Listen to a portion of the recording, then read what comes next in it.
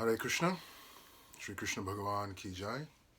It is now we're coming up to the celebration of Janmastami, and for our Northborough Radha Krishna Mandir congregation, we've had some wonderful Janmashtamis over the past 4 years now. Of course, COVID being what it is, we've had to abbreviate it.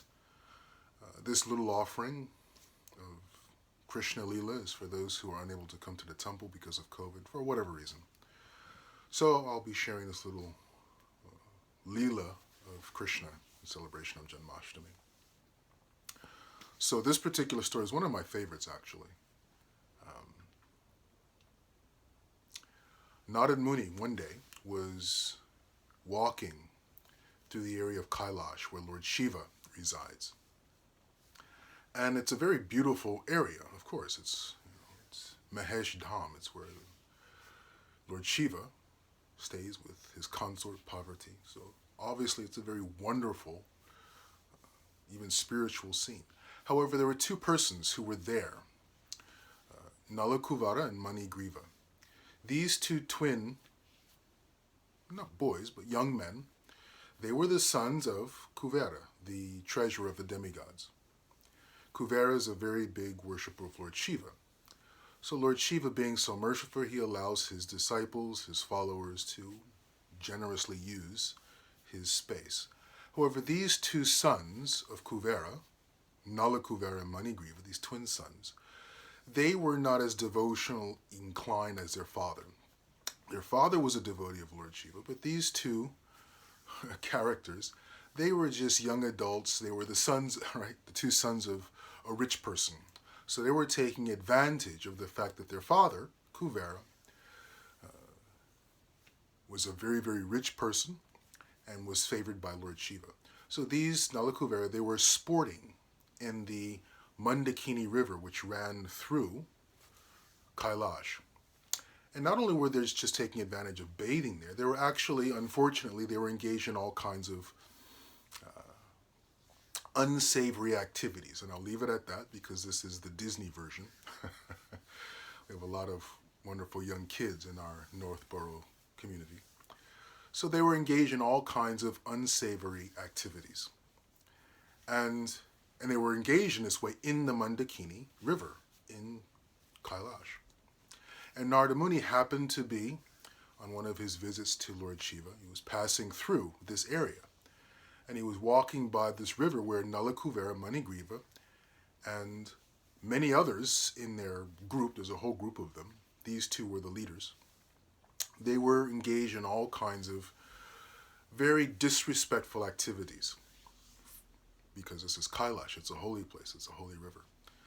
And when Narada Muni became walking by, everyone in the party realized this is Narada Muni. We cannot behave in such a disrespectful manner in front of a saint, a sage. So they immediately got out of the water, they covered themselves, and they started to behave a little respectfully, except for these two. Nalakuvara and Manigriva, they were completely under the influence of Tamagun. And they did not care whatsoever that Narada Muni was there. They did not care that they were in a holy place. Mahesh Dham had no concern whatsoever. In fact, they were not even properly dressed. And they were just dancing around in the river acting like morons, unfortunately. So when Narada Muni saw this, he saw these two characters. At least everybody else, they got out of the water, they dressed themselves, they behaved with somewhat respect, with some manner of dignity. When Narada Muni saw that Nalakuvera and Manigriva were not properly behaving, he cursed them. He says, because you two are unable to recognize that you're in a holy place, unable to recognize that when I'm walking past here, I'm not interested in being part of your celebrations in this very tamasic, tamaguna manner. At least you can show some level of decorum. Because you have no awareness of your situation around you, I curse the two of you to become trees. Because that's how trees are. Trees are just unaware of their environment. They just stand there, totally unclothed. Well, I guess trees have bark. But They're unaware of their surroundings. They're unaware to interact properly in a respectful manner. They're just there. So Narada Muni says, you two, I curse you to become trees on the earthly planet, in the earthly realm with other human beings. And you will remain there until you are delivered, until you learn and appreciate the importance of a holy place, a spiritual place, a mandir, a temple, a dham, right? So these two, Nala Kuvara and Manigriva, they took birth as trees. And they were existing on the earthly realm. Many, many, many years later, Krishna was born, and he was a young baby. He had just learned how to walk, but he was still a young baby. And Mother Yashoda, she was in the house. I mean, Mother Yashoda, she's the wife of Nanda Maharaj. They are the heads or the rulers of Gokul. I believe this was in Gokul, not yet in Vrindavan. So there, Nanda Maharaj, she's the wife of Nanda Maharaj. So they live in a very opulent surrounding, but it's still, of course, it's a rural setting. So Mother Yashoda, she's there, and she's directing the maid servants she has in her home, and they're taking care of the things in the home. And Mother Yashoda has sent off some of the maid servants to take care of something in another part of the house. So there's still many things to be done to take care of a household. So one of the things she was taking care of was churning the butter, right? The men have brought all the milk and all the dairy into the house, and Mother Yashoda and the others, they were churning the dairy into butter and other preparations. So she was doing it. She was churning the butter, churning the milk to make butter. And Krishna, little baby Krishna, he was hungry. So he sees his mother's churning butter, and he walks over to her, and he's pulling on her sari and whimpering and crying, oh, I'm hungry. And Mother Yashoda, okay, she stops churning the butter, she puts Krishna on her lap, and she starts to feed Krishna. And Krishna's very happily being fed, and Mother Yashoda is in complete bhav, prem, in love with Krishna. And she's feeding Krishna. But then Mother Yashoda, she hears in the kitchen, one of the maids may have forgotten something or whatever, some milk was on the fire. And the milk began to boil over and splash and splutter, make all this kind of burning sounds. So Mother Yashoda, not to waste the milk, she immediately put Krishna down in the middle of feeding him, put him down, and ran to the kitchen to take care, make sure nothing was on fire, the milk wasn't burning, so on and so forth. So she went running to the kitchen. And Krishna sitting there, he hasn't finished his meal. He's still hungry. And he's upset. How is it that my mother can just drop me down here and run off and, and leave me? So Krishna is now upset. So Krishna, he's looking around what he's going to get up to. How is he going to get back and show that he's upset to his Mother Yashoda? So he goes and he finds some mischief. Mother Yashoda, she goes to the kitchen, she sees the milk's boiling over, she turns down the fire, she cleans everything up, makes sure nothing's burning, and then she goes back to finish feeding Krishna, right? The emergency's over, there's no danger, so she comes back to continue feeding Krishna. Krishna's gone. Krishna's gone in the wind, gone with the wind. Nowhere to be found. Mother Yashoda, she understands, okay, he's upset, and maybe he was crying, so she's looking around for Krishna. And she sees where she was churning the butter pot has been smashed, and there's just butter all over the floor. And Mother Yashoda, she's thinking, this Krishna, he's upset, he's angry, now he's being a naughty boy. So she picks up a little stick to go and chastise Krishna. And so now there's butter all over the floor, but there's Krishna's little footprints from the butter running away from the crime scene. So Krishna, Mother Yashoda, she's following these buttery footsteps of Krishna.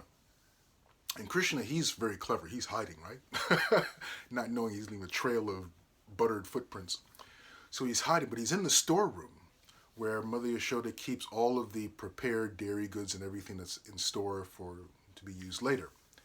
Krishna's in the storeroom, and all these buttered footprints are leading Mother Yashoda, and she's carrying a stick towards the storeroom. Krishna's in there, and he's standing on a wooden crate because he's a small baby. So he's standing on a wooden crate, and he's knocked over several of these pots of butter and kheer and these different things. And he's feeding all of this butter and kheers to monkeys. If you've ever been to Vrindavan, and monkeys everywhere. So Krishna is taking up these handfuls and scoops of butter and kheer, and he's feeding to these monkeys. And the monkeys are in ecstasy. They've never had such a wonderful feast, in weeks. So there's a whole party going on with Krishna and these monkeys. So Mother Yashoda, she comes around and she sees Krishna is hiding in the storeroom feeding all these monkeys butter. Krishna stops. He sees Mother Yashoda there. She has an angry visage on her face, and she's carrying a stick. Krishna freaks out. He takes off running with his little bitty feet, trailing butter all throughout the house. And he was running out of the house, and he's running down the street trying to get away from Mother Yashoda, running down the road, Gokul. And Mother Yashoda, she's not a Olympic athlete. So she's trying to chase little baby Krishna. Little baby Krishna on his little feet, he's running, but he's running fast. And Mother Yashoda is chasing after him. And she's calling after him, Krishna, Krishna, you rascal. And she's waving the stick, and the sari's falling off. And she had the garlands in her hair flying here, flying there. Sweat coming down. And she's becoming very upset because now she has to chase this rascal across the village of Gokul. Finally, she catches Krishna. She takes him back to the house. And Krishna's crying, freaking out, and she's got the stick. But she realizes she doesn't want Krishna. He's a child, right? And she's a mother. She's not going to really harm him, of course. So she becomes a little worried because he's upset. He's really crying. He's afraid. His mom's coming after him, screaming and shouting with the stick, and her hair is like this. So Krishna's freaking out. He's never seen his mother like this before. So Mother Yashoda, she realizes, okay, enough is enough. So she drops the stick, but she has to chastise, she has to teach her son, and you can't go around breaking pots just because you're angry. You can't go around feeding, monkeys food just because you're upset.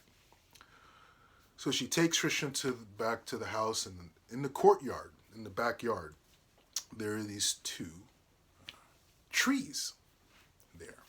So Mother Yashoda thinks, I'm going to tie him up, teach him a lesson. I'm going to tie you up, teach you a lesson. You sit here tied up to these, next to these trees, and you just sit here and think about what you've done, young man. So Mother Yashoda, she gets some rope, and she's trying to tie Krishna to this large, heavy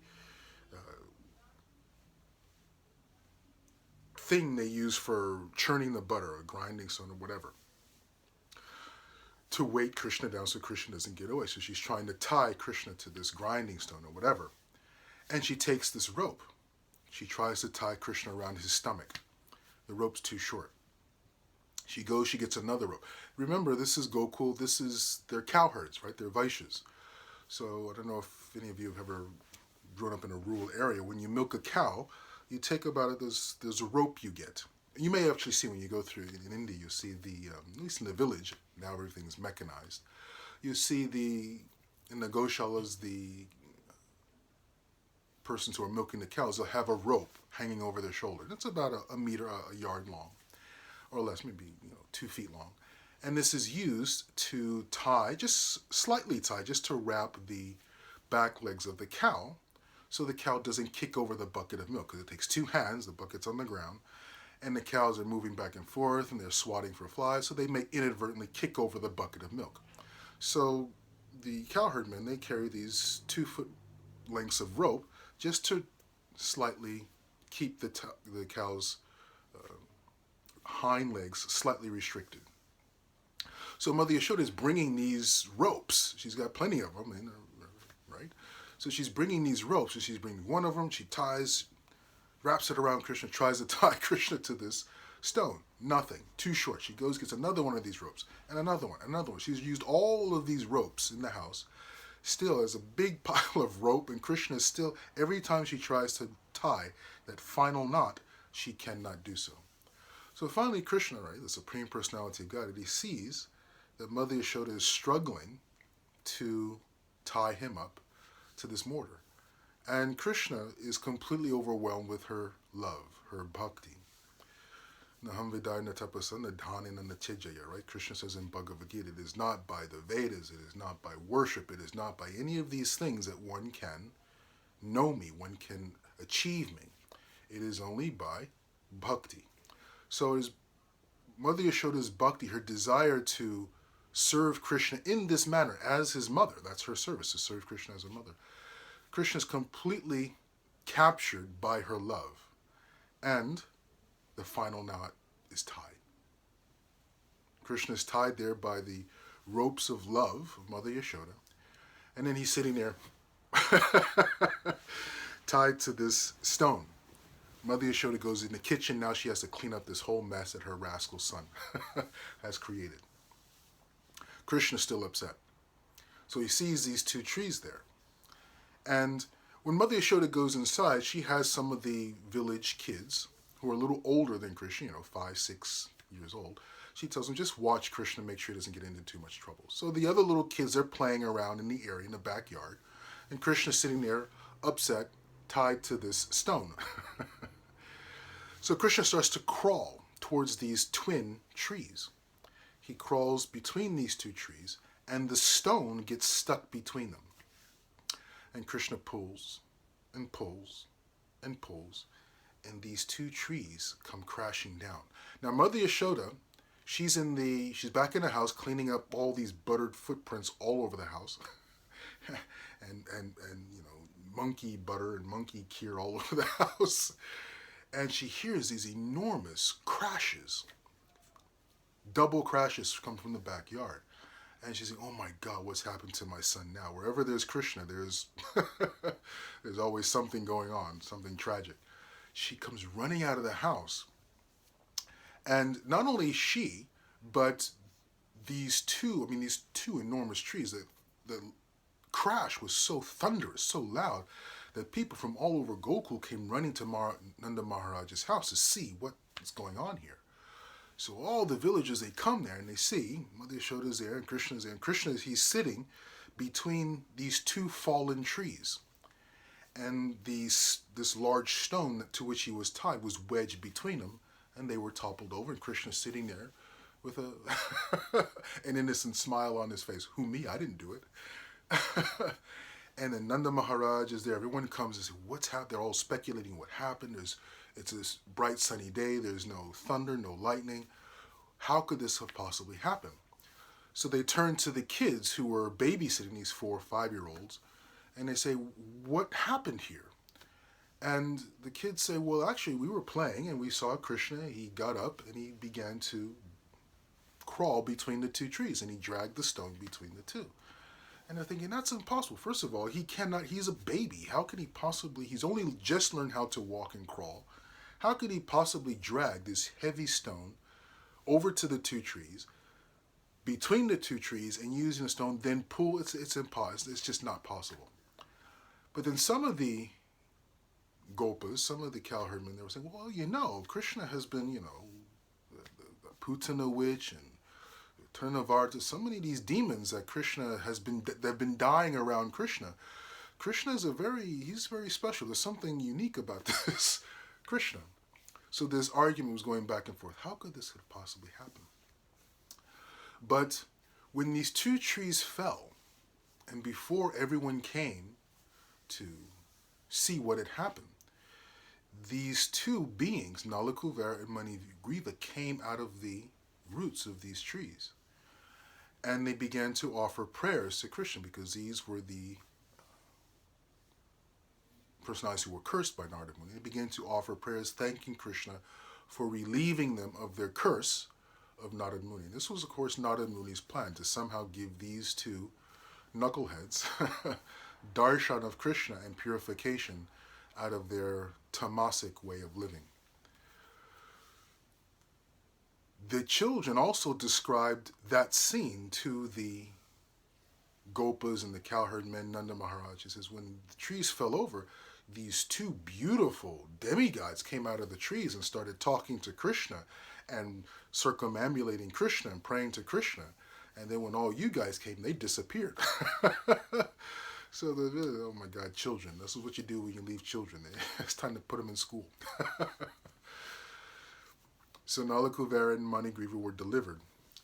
The gopis, they and Mother Yashoda, they grabbed Krishna, took Krishna inside, began to do pujas and to do yagyas to bless him, to make sure he is protected from all of these evil, dangerous influences that are happening all around Krishna. Falling trees, Trinavarta, hurricanes, witches coming. So they began to do these kind of pujas for the protection of Krishna. So we'll end there. I hope everyone has a wonderful Janmashtami celebration. Hari Hari.